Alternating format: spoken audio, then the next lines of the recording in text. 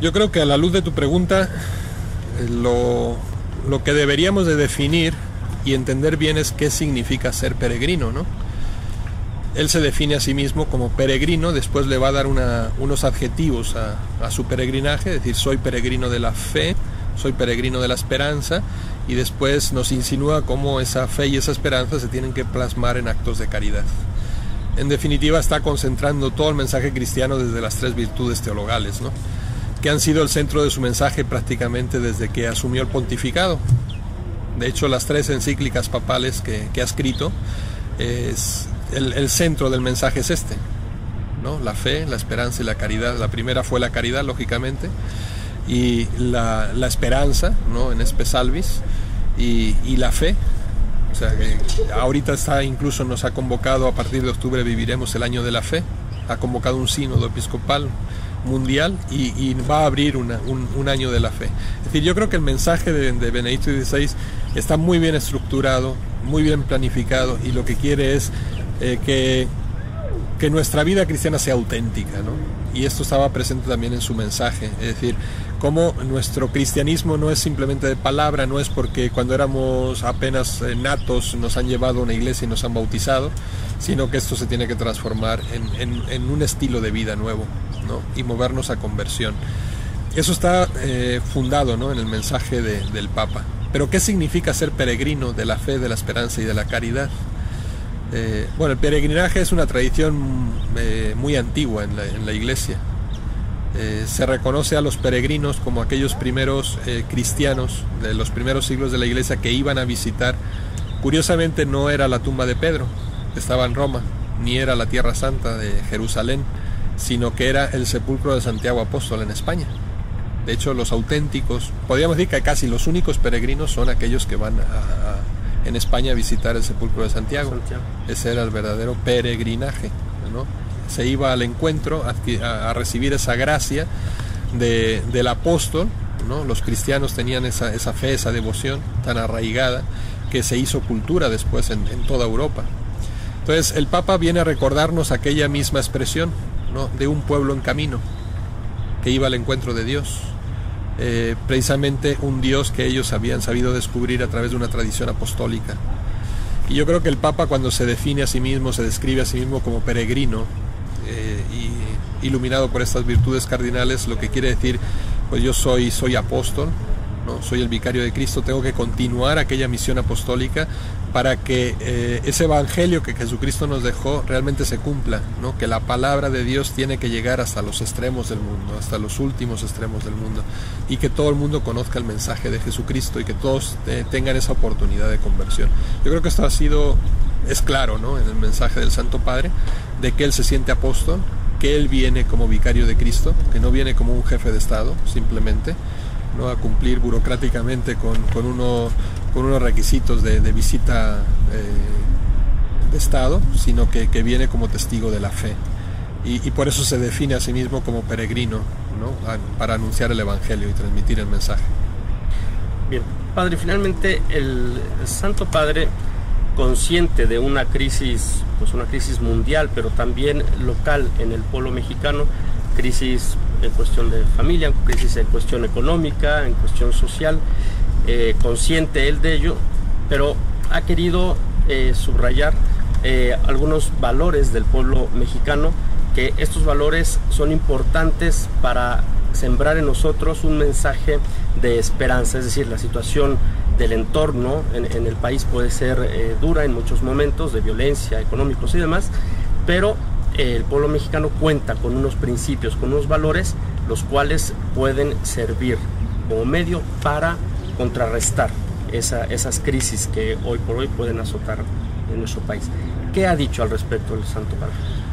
Bueno, yo creo que nos ha quedado evidente a todos, ¿no?, lo que hemos escuchado su mensaje en el aeropuerto apenas llegado a esta ciudad de León, que el discurso del Papa no es un discurso abstracto, no es surrealista. Es decir, el Papa conoce muy bien la situación mexicana, conoce muy bien la situación latinoamericana, y se quiere hacer eco de ella. Es decir, es un mensaje profundamente encarnado en la realidad mexicana. Yo creo que incluso si confrontáramos el mensaje presidencial, ¿no?, de Felipe Calderón con el mensaje de Benedicto XVI, ambos han confluido en esa idea, ¿no?, de que la visita papal es un mensaje de esperanza, ¿no?, para el pueblo que está sufriendo, ¿no?, en carne realidades muy crudas en este momento.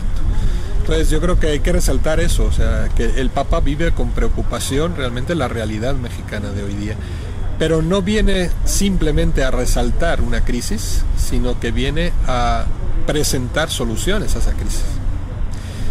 Y no son soluciones en la dimensión que las da el mundo, sino que nos da una solución integral. Yo creo que es importante esta palabra con la que precisamente el Papa terminaba y cerraba su discurso, ¿no? Ese desarrollo integral de la persona que pues no es nuevo, o sea, no es una idea nueva que el Papa ha dejado ahora en León, sino si leemos las grandes conferencias latinoamericanas, ¿no?, hasta la última de Aparecida, era una idea central, ¿no?, el problema de la pobreza, el problema de la falta de oportunidades, el problema de la justicia, muchas veces institucionalizada, concretamente aquí en México, el problema del narcotráfico, el problema de la violencia. Son realidades que el Papa está resaltando, pero al mismo tiempo nos está diciendo tenemos que vivir esa realidad con esperanza. Es decir, no estamos condenados a vivir así. Él mismo decía, el pueblo mexicano no está contento con la realidad que vive. Y él nos está diciendo, más allá de la relevancia, de las soluciones que puede estar aportando, lógicamente porque le corresponde al Estado como institución, yo creo que el fruto de la paz y el fruto de la justicia, ¿no?, concretado en el amor, es fruto de una conversión del corazón. Y ese es el gran mensaje de integralidad, de lo que significa realmente una persona y un ser humano digno en plenitud. Lo decía cuando hablaba en ese párrafo de que soy peregrino de la fe, soy peregrino de la fe. Él resaltaba precisamente esa situación de inseguridad, esa situación de injusticia que vivía el pueblo mexicano, y decir, no, pues hay que pedir y hay que luchar para que esa dignidad de la persona, ¿no?, triunfe. ¿Cómo? Él dice, pues no es fruto de utopías, no es fruto de pensamiento, no es fruto de la razón, sino que es fruto de una conversión del hombre, ¿no?, realmente. Tenemos que transformar nuestro corazón para que estas realidades se palpen. Es decir, es el encuentro con una persona y un acontecimiento que es Jesucristo.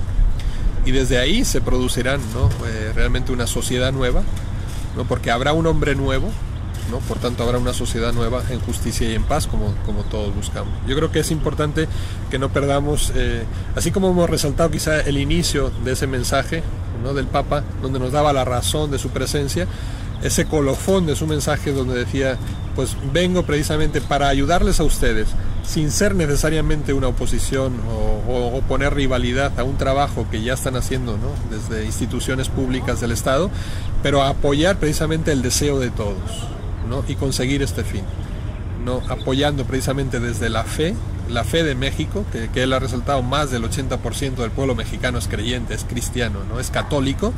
Entonces vivamos con autenticidad nuestra fe. Hace una llamada muy grande, ¿no?, a ese estilo de vida nuevo, como te decía antes, ¿no?, cuando hablábamos de la Virgen de Guadalupe. Es decir, nuestra fe cristiana se tiene que transformar en obras, y esas obras precisamente van a ser las que produzcan esta situación de paz, de justicia y de tranquilidad que todos anhelamos para nuestro pueblo mexicano.